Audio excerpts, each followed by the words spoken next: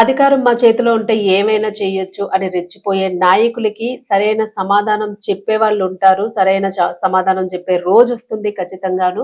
వాళ్ళు చేయించిన హత్యలు గాని, దాడులు గాని, కబ్జాలు గాని, స్కాములు గాని ఏదైనా గూడాను ఖచ్చితంగా ఒకరోజు బయటకొస్తాయి. వాటి నిగ్గు తేలుస్తారు ప్రజలు అనే విషయం అయితే క్లియర్ కట్‌గా అర్థమైపోతుంది అని జెప్పేసి ఈ మధ్య కాలంలో ఆంధ్ర రాష్ట్రంలో జరుగుతున్న పరిస్థితులను బట్టి అర్థమవుతుంది. అయితే ప్రస్తుతం మనం తీసుకుంటే వైసీపీ కీలక నేత అలాగే గన్నవరం మాజీ ఎమ్మెల్యే వల్లభనేని వంశీకి సంబంధించి మరొక కీలకమైన కేసైతే నమోదైంది. మరి ఈ కేసులోని ఇప్పటికే ఆల్మోస్ట్ ఆయన జైల్లో ఉండి వచ్చారు గతంలోని. మరి మరలా ఈ కేసులో కూడాను వంశీ మరోసారి జైలుకి వెళ్ళబోతున్నారు అనే ప్రచారం అయితే జరుగుతుంది.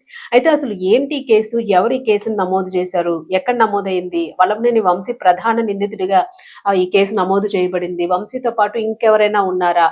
దీని వెనుక అసలు ఎవరి హస్తం ఉంది అనే కోణంలోనైతే దర్యాప్తు కొనసాగుతూ ఉంది. మరి అసలు ఏంటి అనేది మనం కూడా ఒక్కసారి చూసుకుందాం. అసలు ఈ కేసు ఎవరు ఫైల్ చేశారు? మరలా కూడా వల్లభనేని వంశీకి ఉచ్చు బిగుసుకోబోతోందా అన్నదైతే ఒకసారి చూసుకునే ప్రయత్నం అయితే చేద్దాము. మరి ఆ గతంలో కూడా వైసీపీ నేతలకి సంబంధించి లిక్కర్ స్కామ్ కి సంబంధించి ఇట్లాగా ఒక్కొక్క నేత మీద కూడా కంప్లీట్ గా వాళ్ళు గతంలో చేసినవన్నింటిని కూడా బయటికి తీసే ప్రయత్నమే చేస్తున్నారు. ఒక్కొక్క స్కామ్ కూడా బయటికి వస్తూ ఉంది.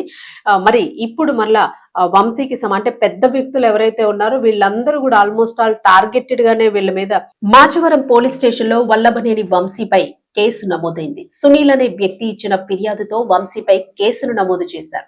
2024లో జూలైలో తనపై వంశీ ఆయన అనుచరులు దాడికి పాల్పడినట్లు ఫిర్యాదులో పేర్కొన్నారు.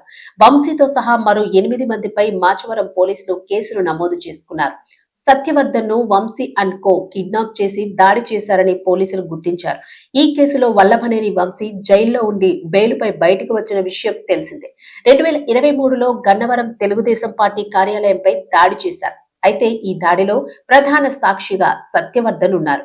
ఈ ఘటనలో ఆయన ఇచ్చిన ఫిర్యాదే కీలకంగా మారింది. ఈ క్రమంలో సత్యవర్ధన్ ఇచ్చిన ఫిర్యాదు మేరకే వల్లభనేని వంశీతో పాటు ఆయన అనుచరులపై పోలీసులు కేసు నమోదు చేసి దర్యాప్తు జరుపుతున్నారు. 2024 జూలైలో తనపై వంశీ అండ్ కో దాడికి పాల్పడ్డారని ఫిర్యాదులో సత్యవర్ధన్ తెలిపినట్లు కనిపిస్తోంది.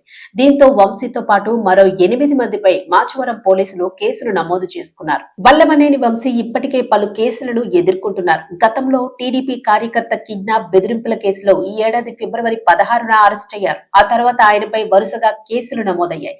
మొత్తం 11 కేసుల్లో నిందితుడిగా ఉన్న ఆయన 140 రోజుల పాటు జైలులో గడిపి బెయిలుపై విడుదలైన విషయం అందరికీ తెలిసిందే. ఈ నేపథ్యంలో తాజాగా మరో దాడి కేసు నమోదు కావడంతో రాజకీయ వర్గాల్లో చర్చనీయాంశంగా మారింది.